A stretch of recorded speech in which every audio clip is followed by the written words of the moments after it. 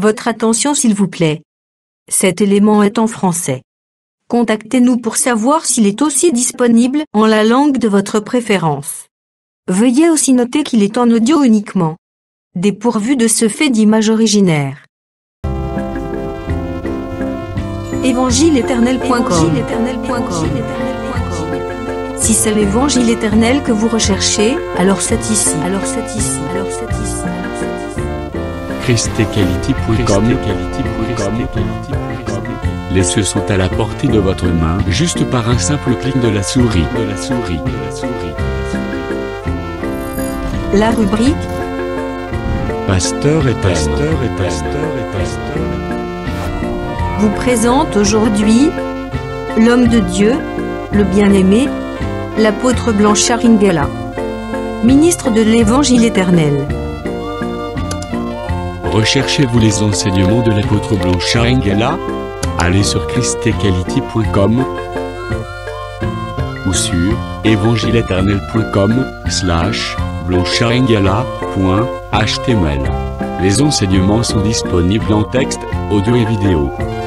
Surtout, ne partez point sans souscrire à l'une de nos chaînes YouTube qui correspond à votre version linguistique. Souscrivez s'il vous plaît.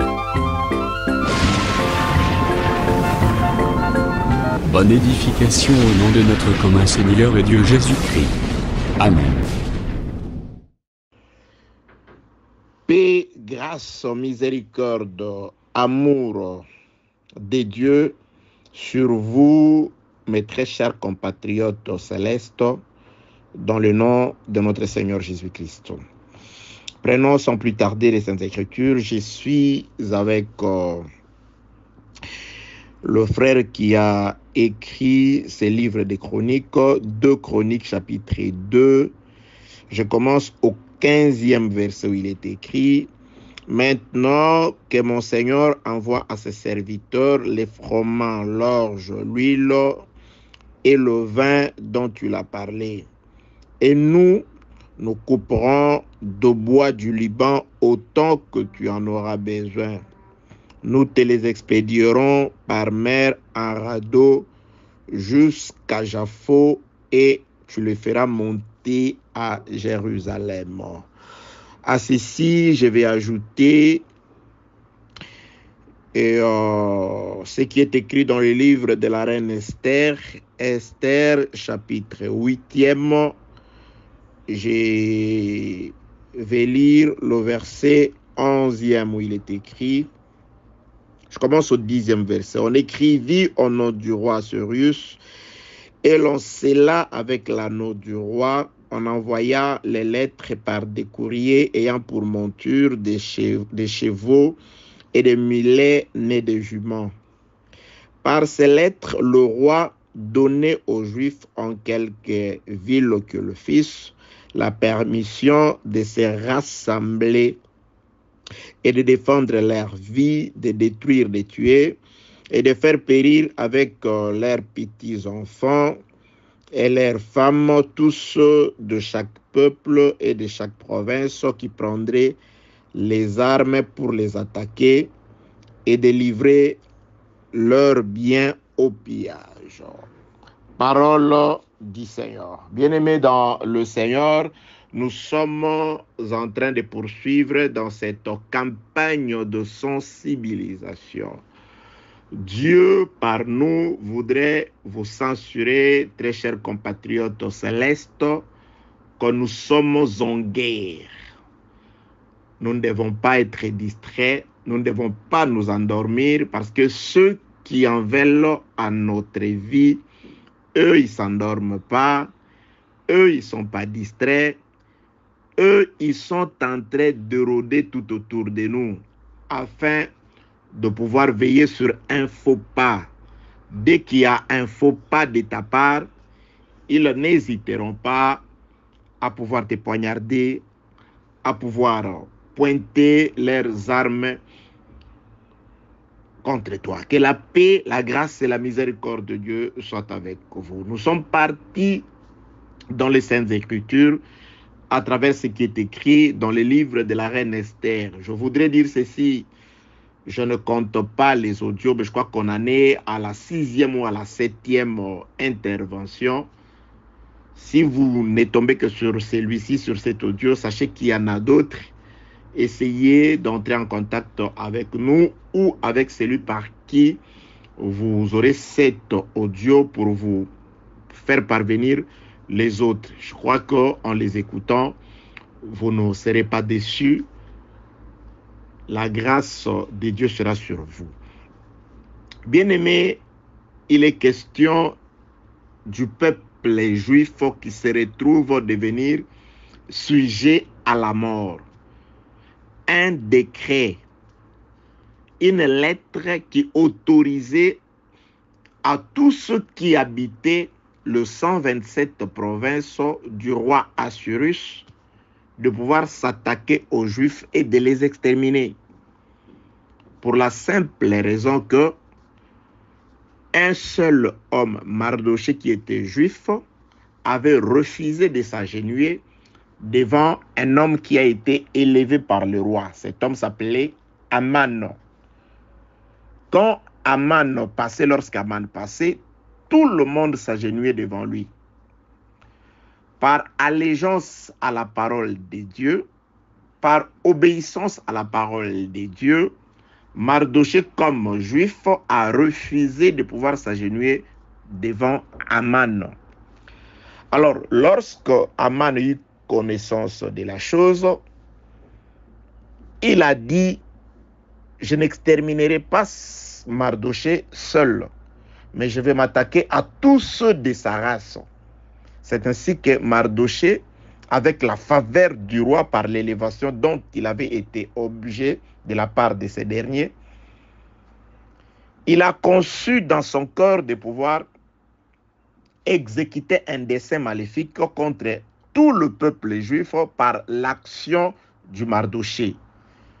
Aman s'est approché du roi et a demandé au roi qu'une lettre soit écrite dans laquelle on donnerait la permission à tous les habitants de ce pays-là de pouvoir s'attaquer aux Juifs et de les exterminer au 12e mois de l'année.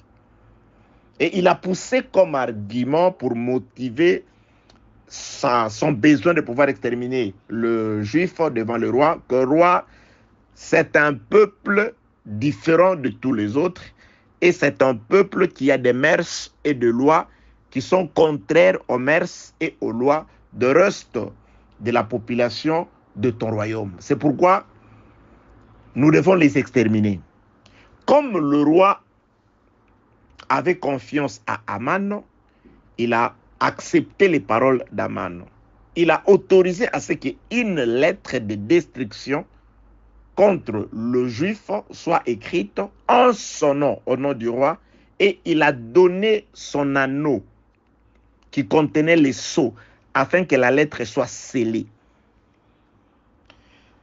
Après un temps, là nous sommes au chapitre 3e du livre d'Esther, mais il s'est passé beaucoup d'événements lesquels je ne saurais pas vous les détailler faute de temps parce que nous sommes dans un bref message de sensibilisation. Là, je te répète juste les textes plutôt, afin que tu aies une idée sur quoi nous sommes en train de parler depuis tout ce temps.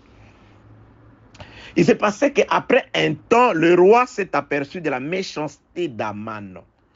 Aman a été condamné à mort par pendaison et tout ce qui appartenait à Aman a été confisqué et remis à Esther, qui était aussi une juive, mais l'épouse du roi, la reine, l'épouse du roi.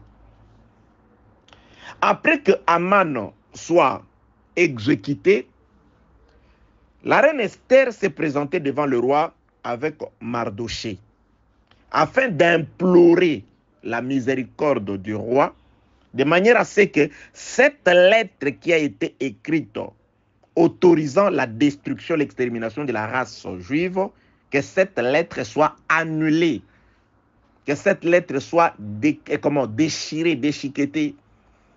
C'était une chose normale. C'est alors que le roi leur dira: je vous ai donné ce qui était juste, c'est-à-dire J'ai exécuté Aman parce que je me suis rendu compte qu'il en voulait gratuitement, fortuitement aux Juifs qui sont des innocents. Je l'ai exécuté. Et j'ai pris sa maison, je l'ai donné à toi, Esther, mon épouse bien-aimée. Et Mardochée, toi, tu as été élevé. Mais la lettre qui a été écrite par ces derniers, par Aman, qui contenait l'édit, la décision de votre destruction, cette lettre-là, je ne peux pas la révoquer. Je ne peux pas l'annuler pour la simple raison que toute lettre écrite au nom du roi est scellée du sceau de son anneau. Cette lettre, quel que soit son contenu, reste irrévocable. Donc, cette lettre est au-dessus de moi. Cette lettre est au-dessus de ma portée. Je ne peux rien contre elle. Je ne peux pas la déchirer, l'annuler. Je ne peux pas la révoquer. Donc, ce qui est écrit dans cette lettre, quoique je me rends compte, tout le monde se rend compte que ça a été écrit par un méchant qui voulait juste porter envie aux Juifs. Mais nous sommes sans force devant cette lettre-là. Nous ne pouvons pas l'annuler. Tout ce qui a été écrit de méchant sur cette lettre-là arrivera. Parce que pendant que la reine Esther et Mardochée se sont présentés devant le roi pour lui demander d'annuler la lettre, la date écrite dans la lettre pour l'exécution, pour son exécution, n'était pas encore arrivée. C'est alors que le roi va leur donner une seconde solution, une solution pour alléger cette situation-là. Il dira, comme je ne suis pas capable d'annuler la première lettre, voilà la solution que je vous donne. Qu'on écrive une seconde lettre. C'est pourquoi ceux qui nous suivent depuis le début, nous parlons de la guerre des lettres.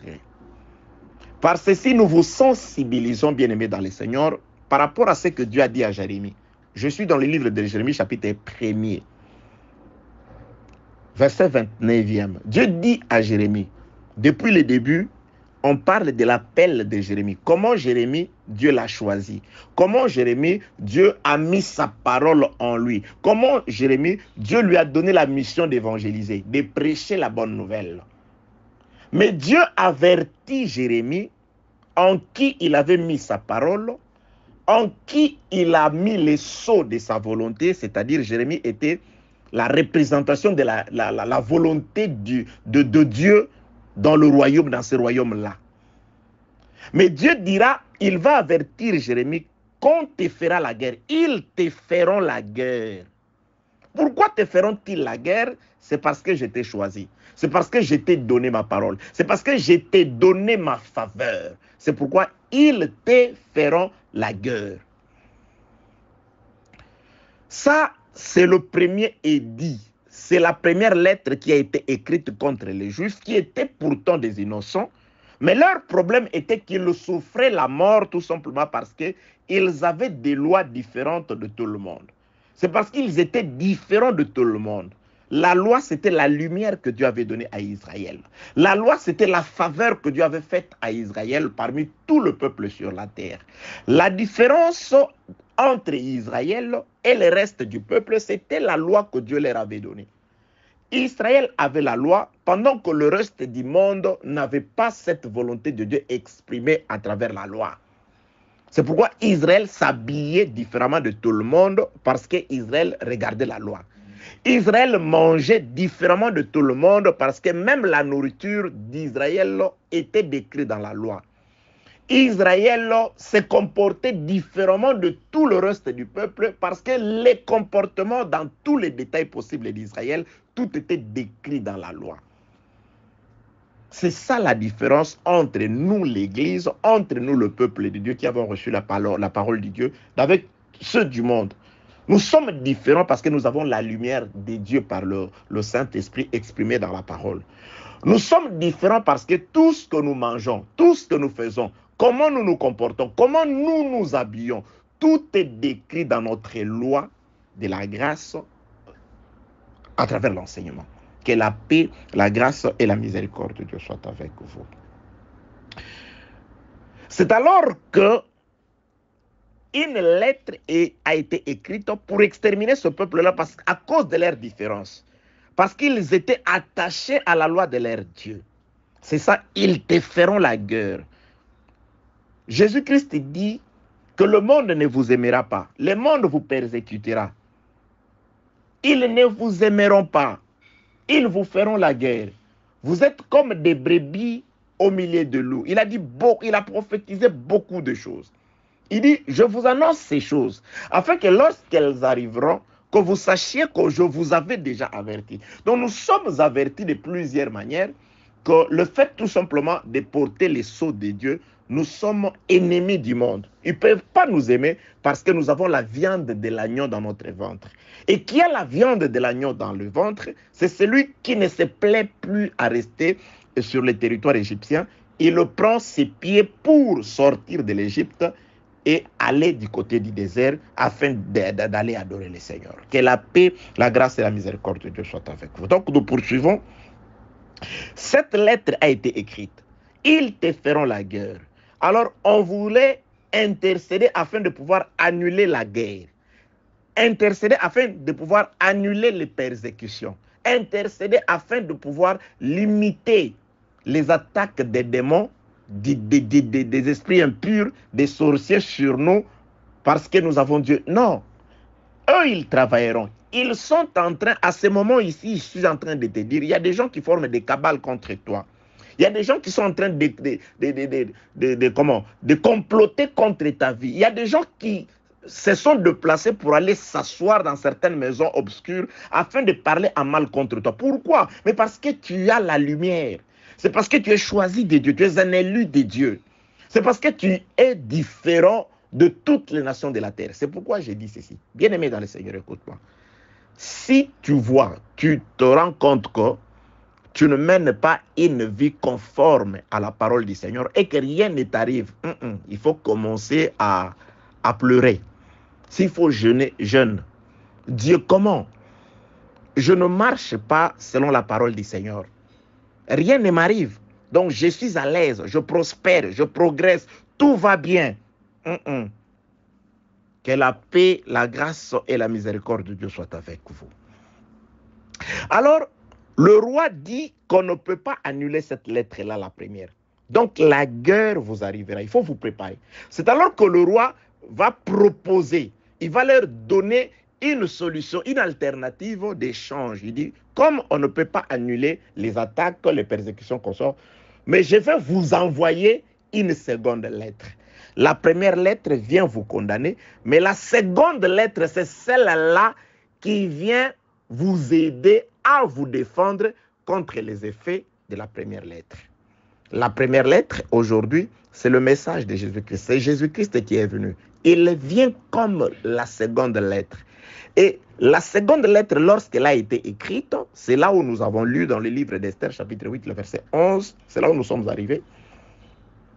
Le roi ordonne aux Juifs de se rassembler en tout lieu qu'ils fussent, là où ils sont, la première des choses, pour combattre les effets de la guerre, les effets des attaques de l'ennemi, les effets de la première lettre, une lettre de condamnation, une lettre qui est pour le bonheur des non-juifs, mais pour le malheur des juifs, une lettre dans laquelle il est question de votre mort, une lettre qui donne la permission, qui laisse le champ libre aux méchants de pouvoir s'attaquer à vous, parce que vous avez Dieu, parce que vous êtes choisi de Dieu, de vous faire la guerre.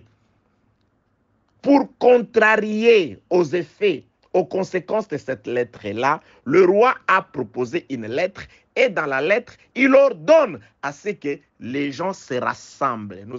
Nous sommes encore au rassemblement. On ne peut pas combattre l'ennemi en ordre dispersé. On ne peut pas combattre l'ennemi de façon individuelle.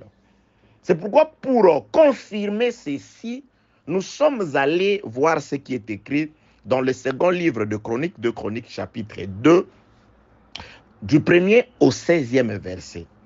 La lecture que nous venons de faire, à partir du verset 15 et 16, c'est là où nous nous rendons compte que le roi de Tyr, Tyr est une nation païenne. Ce roi à qui le roi Salomon, le roi d'Israël, avait demandé, avait sollicité, afin que le roi de Tyr, le roi païen, ordonne à ses serviteurs de pouvoir couper les bois et les lui envoyer à Jérusalem, afin que Salomon utilise ces bois pour la construction ou l'édification de son temple. Le bois sont coupés à Tyr, c'est-à-dire chez les païens, et ces bois seront acheminés par voie maritime, c'est-à-dire par la mer, jusqu'à Jaffo. Jaffo qui est un port, je ne vous prêche pas sur ça aujourd'hui, mais j'avais donné rendez-vous de rentrer sur ça. Et à partir de Jaffo, le roi les fait monter à Jérusalem. Donc nous parlons de bois qui sont coupés sur le pays de Tyr, un état païen, un état plutôt indigène, un état incirconcis. Mais des choses doivent partir de chez les incirconcis, de chez les incirconcis que je suis en train de parler, vers les circoncis pour l'édification du temple. C'est pourquoi je suis allé dans l'audio précédent dire ceci. Tyr parle du monde. C'est du monde que nous sommes. Mais on doit nous couper, nous séparer de la terre de Tyr, afin que nous puissions nous acheminer par voie maritime jusqu'à Jérusalem, parce que il y a un roi qui nous y attend. Il y a un roi qui nous attend à Jérusalem parce qu'il veut que nous puissions former un édifice royal, que nous puissions former un temple de Dieu, un saint sacerdoce. Mais ce temple ne sera pas édifié à Tyr où nous sommes coupés, mais ce temple sera édifié à Jérusalem. Donc nous avons aujourd'hui reçu l'ordre, l'ordonnance, la mission de pouvoir vous enseigner la parole. Et quand nous vous enseignons la parole, nous vous disons, vous devez sortir de ce monde. Nous vous disons que l'objectif, c'est de vous faire partir de ce monde vers la nouvelle Jérusalem. Car c'est de là que Dieu nous attend. C'est de là que nous serons utiles. C'est de là que nous serons manifestés comme un véritable temple du Seigneur. Je suis allé parler de ces bois. Pourquoi? Parce que il y a deux raisons. La première raison est que le bois quitte la terre de Tyr pour arriver à Jérusalem. La première tronçon, le bois les fond par voie maritime. C'est-à-dire, le bois doit affronter la mer. Et pour affronter la mer, le roi était sage. Il dit, le bois ne doit pas voyager séparément, mais on doit mettre les bois ensemble, former comme un radeau. Un radeau est un assemblage de plusieurs bois. Le problème, ce n'est pas le bateau radeau, mais le problème, c'est que c'est le seul moyen grâce auquel le bois peut résister dans la mer jusqu'à Jaffo, jusqu'au port désiré. Donc, pour assurer la survie de bois dans la mer, et que le vague, le flot, les intempéries, les tempêtes, le courant d'eau, les tourbillons ne fassent pas perdre les bois, il faut que le bois se soutienne les uns les autres. Il faut que le bois soit mis ensemble, soudé, collé les uns les autres pour affronter la mer. C'est pourquoi il est écrit dans le livre de Marc, chapitre 4, à partir du verset 35, plus précisément le verset 37, que lorsque Jésus-Christ aussi lui-même le bois, parce que Jésus-Christ l'a dit aux femmes de Jérusalem, si on fait ça à moi qui suis un bois vert, à combien de fortes raisons ils le feront sur vous qui êtes des bois secs. Donc Jésus-Christ était un bois et ses disciples c'était aussi des bois. Marc chapitre 4 à partir du verset 35, un bois dit aux autres bois. Jésus-Christ dit à ses disciples, allons vers l'autre bord, traversons vers l'autre bord. C'est-à-dire, nous devons aussi, comme de bois, affronter la mer. Mais lorsqu'ils arrivèrent au milieu, c'est-à-dire en pleine mer, c'est alors que la mer se révolta. Vous ne pouvez pas traverser, quitter l'Égypte et arriver à Canaan, traverser les déserts dans toute tranquillité. Non, non, non, non, non. Il y a des tumultes, Il y a Amalek qui vous y attend sans que vous lui ayez offensé. Il va s'attaquer à vous. Il y a Édom plutôt votre propre frère Ésaü qui vous y attend. Il va s'attaquer à vous. Nous aurons des persécutions, nous aurons des tribulations. Ce ne sont pas des tribulations qui nous feront regretter le fait d'avoir suivi la voie du salut. Ce ne sont pas les attaques de l'ennemi qui nous décourageront, bien au contraire. Celui qui a l'Esprit de Dieu, celui qui a la grâce sur lui, s'il tombe, il se relève, il reconnaît que le chemin est long, le chemin est rempli d'embûches. Mais avec Dieu, David avait dit, nous ferons des exploits. Quels exploits? Nous serons capables d'affronter les flots. Nous serons capables d'affronter les vagues. Nous serons capables de résister au vent. Nous serons capables de résister à l'eau qui cherche à entrer dans la barque pour nous noyer. Avec Dieu, nous ferons les exploits. Or, Dieu était avec eux dans la barque. C'est pourquoi Dieu dit à Jérémie, Jérémie chapitre 1, verset 29, « Ils te feront la guerre. Ils ne te vaincront pas. La mer te fera la guerre. La mer ne te vaincra pas parce que je serai avec toi dans la barque. » Je récapitule. C'est pourquoi le roi dit aux Juifs et Mardoché ainsi qu'à la reine, « Ces gens-là, ils vous feront la guerre. Au 12e mois, ils vous feront la guerre. Ils vous attaqueront. Mais ils ne vous vaincront pas parce que je serai avec vous à travers la seconde lettre. » Donc la seconde lettre, c'est une lettre d'assurance. C'est pourquoi qui a Jésus a la vie. Qui a Jésus ne peut pas craindre. Mais regardez bien aimé dans le Seigneur. La seconde lettre, le message de Jésus, elle commence par appeler à l'unité, à l'unification. C'est pourquoi il est écrit « Rassemblez-vous ». Laissez-moi vous confirmer quelque chose dans le livre de Esther, de la reine Esther toujours. Esther, cette fois-ci, chapitre 9e, c'est le verset 2e. Esther, chapitre 9, le verset 2. Les Juifs, suivez ce qui est arrivé. Ils suivirent les conseils du roi. Les Juifs se rassemblèrent dans leur ville, dans toute la province du roi Assuérus, pour mettre la main sur ceux qui chercheraient leur perte. Et personne ne put leur résister. Pourquoi? Écoutez, la Bible répond. Car la crainte qu'on avait d'eux s'était emparée de tout le peuple. Pourquoi les gens avaient-ils la peur des Juifs? C'est parce qu'ils étaient ensemble. Esther 9.2. Les Juifs se rassemblèrent. Bien aimé, pour faire la guerre, il faut rester ensemble. Il faut demeurer dans l'unité, dans l'unification. Et ce qui nous unit, c'est les liens d'amour, les liens de perfection, à travers l'enseignement, que la paix, la grâce et la miséricorde de Dieu soient avec vous. Je suis en train de parler d'abord d'unité, d'unification. Parce que c'est un message de sensibilisation. Je voudrais te dire, parfois il t'arrive de pouvoir échouer parce que tu te les joues trop en solo.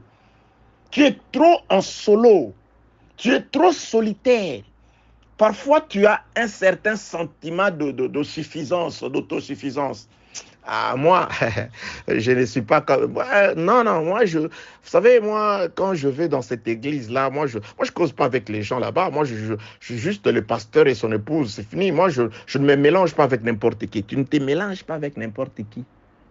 Toi, tu crois que les hommes valeureux pour toi, ce sont ceux qui roulent carrosse ou ceux qui habitent les palais.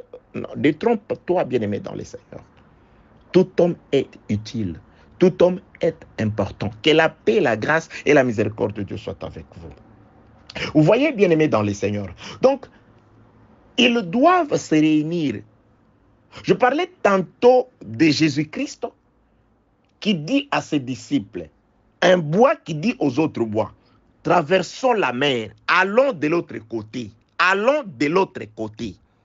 Et au milieu, dans la mer, il y a eu des tumultes. Et si vous lisez les Écritures, attendez, je vais toujours lire, faire la lecture, c'est juste un passage d'Écriture que nous avons toujours négligé, mais vous allez vous rendre compte qu'il y a un petit détail là-bas très important. Je suis dans le livre de Marc, chapitre 4e, Je vais lire, je crois, les 37 et les 38e versets. Oui, Marc chapitre 4, les versets 37 et 38. Il s'éleva un grand tourbillon et les flots se jetaient dans la barque au point qu'elle se remplissait déjà. Et lui dormait à la poupe sur le coussin. Au pluriel, ils les réveillèrent et lui dirent, Maître, ne t'inquiètes-tu pas de ce que nous périssons. Vous voyez, le travail de réveiller les seigneurs, ce n'est pas Pierre qui le fait seul. Ce n'est pas Jean parce qu'il était, je ne sais pas, bien aimé de Jésus. Ils le réveillèrent. C'est-à-dire, tout le bois était ensemble en train de chercher la solution. Ils résolurent que la solution, c'est de réveiller les seigneurs. C'est dans l'unité qu'ils travaillaient. C'est dans l'unité qu'ils dirent, qu'ils se sont plaints. Ne t'inquiètes-tu pas de ce que, pas je péris, nous périssons. C'est-à-dire, ils étaient ensemble. Ils parlaient au nom de tous. Tout le monde parlait pour tout le monde. Ce n'était pas quelque chose d'un seul disciple qui se lève, qui se bat pour arranger les choses, ça ne marche pas, et il va réveiller les seigneurs.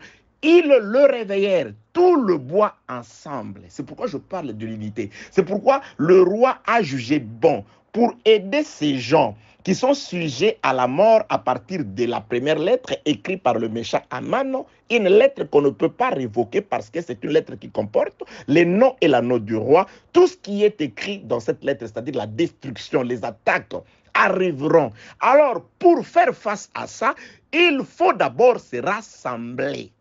Il faut se rassembler. C'est pourquoi les bois, lorsque les bois quitte la terre de Tyr pour aller à Jérusalem par Jaffo, le bois prenne la mer. C'est nous, lorsque nous avons accepté Christ et que nous voulons aller à Jérusalem céleste, bien aimé, nous prenons la mer. La mer, c'est les attaques, c'est des tumultes, c'est des peuples, c'est les déserts, c'est l'équivalent aussi du désert. C'est dans la mer que les bois avec Jésus, ils ont buté à l'eau qui les a attaqués. L'eau les a attaqués. L'eau, bien-aimé dans les seigneurs, je ne suis pas là pour vous expliquer ces choses-là. Même les dragons dans l'Apocalypse chapitre 12, quand il poursuit la femme, qu'est-ce qu'il a lancé contre la femme? C'était de l'eau qui sortit de sa bouche. Que la paix, la grâce et la miséricorde de Dieu soient avec vous. Aujourd'hui, je parle beaucoup plus sur l'unité, sur l'amour. Nous devons nous mettre ensemble si nous voulons vraiment vaincre. Comme Jésus-Christ a vaincu, nous devons nous mettre ensemble. Un passage d'écriture me vient à l'esprit. Je suis dans le livre de Psaume 122. Attendez, je vais chercher le verset. Psaume 122. Si je ne m'abuse pas, Psaume 122. Psaume. Je suis dans le livre de Psaume 122. Attendez, je suis en train de chercher. Ok, c'est arrivé. Voilà. Psaume 122, c'est précisément le verset 3e. Jérusalem. Là, David, c'est le psaume de David. David parle d'une ville de Jérusalem. Écoutez ce qu'il dit, c'est Jérusalem. Jérusalem, tu es bâti comme une ville dont les parties sont liées ensemble. Vraiment. Tu es bâti comme une ville dont les parties sont liées ensemble. Donc, selon le prophète David, la ville de Jérusalem est un assemblage de plusieurs parties. Est-ce que le frère Paul avait-il tort de dire que la Jérusalem, la véritable Jérusalem céleste, qui est Sarah, c'est nous, c'est l'Église? L'Église, c'est la ville de Dieu. Et l'Église, c'est une ville qui est bâtie avec plusieurs parties. Nous sommes plusieurs. Nous qui sommes plusieurs, mais nous formons un seul. La seule ville de Jérusalem est une ville, disent les Saintes Écritures, une ville dont les parties sont liées ensemble. Il n'y a pas une partie solitaire qui fait Jérusalem, d'après ce qui est écrit ici. C'est une ville dont les parties sont liées ensemble. L'Église est un corps, est une ville dont les membres sont liés ensemble. Si nous sommes l'Église, bien-aimés, nous devons le manifester par l'unité, par le savoir vivre ensemble, par le fait de savoir pardonner, par le fait de savoir supporter les autres. que celui qui a une grande grâce ou une grâce merveilleuse ne méprise pas que celui qui a une grâce moyenne, parce que la petite grâce n'existe pas. Chaque grâce est utile selon sa dimension et à son endroit et à son temps. Le mal aujourd'hui est que tout le monde veut parler comme tout le monde. Tout le monde veut prêcher comme tout le monde. Tout le monde veut faire comme tout le monde. C'est ça le problème aujourd'hui. Que chacun reste à sa place. Que chacun respecte sa grâce. Chaque grâce est importante. Je l'ai toujours dit, pour ceux qui me connaissent. Vous savez, nous sommes des membres, différents membres. Nous formons un seul corps, comme le dit d'ailleurs David. Chaque membre dans le corps est utile. Il n'existe pas de membres fantaisistes dans le corps. Dieu n'a créé aucun membre fantaisiste. Aucune chose de toutes les choses qui se trouvent dans notre corps est fantaisiste. Tout a un besoin, tout a une utilité pour le bien-être du corps. Je vous assure. Même les paupières que parfois certaines de nos sœurs retirent, c'est important. Dieu sait pourquoi il les a placées là-bas. Quand vous transpirez, vous voyez, vous allez sentir l'importance des paupières. Les cils, les sourcils, tout est important. Tout est important. Tout a un rôle à jouer. Donc, le bois pour affronter la mer, pour aller construire la ville de Jérusalem, là-bas, le temple à Jérusalem, ils doivent commencer par l'imiter quand ils sont encore dans la mer. Bien aimé, ce n'est pas lorsque nous serons au ciel que nous allons nous aimer, aussi longtemps que nous ne sommes pas capables de pouvoir nous aimer sur la terre, de nous pardonner sur la terre. Je te demande à toi, ma soeur, de pouvoir faire un examen de conscience, une introspection dans ton cœur. À toi, mon frère, de voir celui à qui tu n'es pas en paix. Si moyen il y a, d'autant plus que cela dépend de toi, déplace-toi pour aller chercher la paix avec ses frères ou avec cette sœur. Réconciliez-vous, vous qui vivez en mésentente. Pardonnez-vous les uns les autres. Supportez-vous. Vous ne pouvez pas vivre avec un frère, vous comprenez tout simplement à lui, sa faiblesse c'est de ce côté-là. Alors, par sagesse divine, comment vivre avec ses frères? Voilà, quand je suis avec lui, je ne passe pas par là, je passe par ici. Parce que quand vous passez par là, ça le fâche. Il se fâche facilement. Alors, pour empêcher ça, je fais ça. Ah, lui aussi, qu'est-ce qu'il croit? Une sœur dit à une autre sœur, si toi tu as des démons, moi j'en ai plus que toi. Ne pense pas que tu es le seul à être possédé. Nous sommes tous possédés pour devenir folles. Je peux devenir 100 fois folle que toi. Il y a une autre sœur qui dit, toi si je te concentre les démons, Dragila, entre, tu verras de quel bois je me chauffe. Il y a même de ceux qui promettent, toi, ce que tu as fait là, attends, je m'en vais d'abord à l'église. Non, je ne veux pas m'achoper maintenant. Attends-moi, je m'en vais à l'église. Quand je vais retourner, et lui, ce qu'il promet, il accomplit. Il s'en va à l'église, il adore Dieu. Et quand il va revenir, ce qu'il va te dire, ce qu'il va te faire, exactement, je crois, ce qu'il a appris à l'église. Donc, je voulais tout simplement dire et t'appeler par ce message d'aujourd'hui que nous avons des ennemis en face. Nous avons des gens qui en veulent à notre vie. Et Dieu permet qu'il y ait des persécutions. Et Dieu permet encore que le diable travaille. Dieu permet encore que les esprits impurs fassent leur travail. Le temps de leur fin n'est pas encore arrivé. Donc, ils sont là. Ils sont en train d'éroder. Et nous, gloire à Dieu, nous avons la seconde lettre. Ils nous feront la guerre. Ils nous font la guerre. Mais ils ne peuvent pas nous vaincre parce que Dieu est avec nous à travers la parole. Et qu'est-ce que la parole nous dit? La première des choses, avant de faire la guerre, on doit la faire en unité. On doit la faire en troupe, ensemble, en troupe. Nous sommes comme la ville de Jérusalem. C'est une ville infranchissable. Personne ne peut la franchir. La véritable Jérusalem céleste, celle-là. Personne ne peut la franchir. C'est un véritable bouclier. Pourquoi? Parce que c'est une ville dont les membres sont liés ensemble, bien-aimés, dans le Seigneur. Donc, soyons ensemble, soyons en paix, les uns des autres, Dieu vous bénira. Paix, grâce et miséricorde de Dieu sur vous, au nom de Jésus-Christ. Au nom de... Merci d'avoir suivi ce message et que Jésus-Christ vous bénisse. Si vous avez une question à l'intention de l'homme de Dieu, si vous voulez que l'homme de Dieu prie pour vous, si vous voulez vous confier à l'homme de Dieu, ou si vous voulez tout simplement bénir l'homme de Dieu, contactez-le directement si ses coordonnées sont disponibles depuis sa page. Sinon, contactez-nous et nous lui transmettrons vos préoccupations. N'oubliez pas de faire un tour à notre page évangélisation pour voir en quoi vous pouvez vous rendre utile à Christ par cette œuvre. Que Dieu vous bénisse tous. Amen. ChristQuality.com. Les cieux en un clic de la souris. Évangile-éternel.com, le site de l'évangile éternel.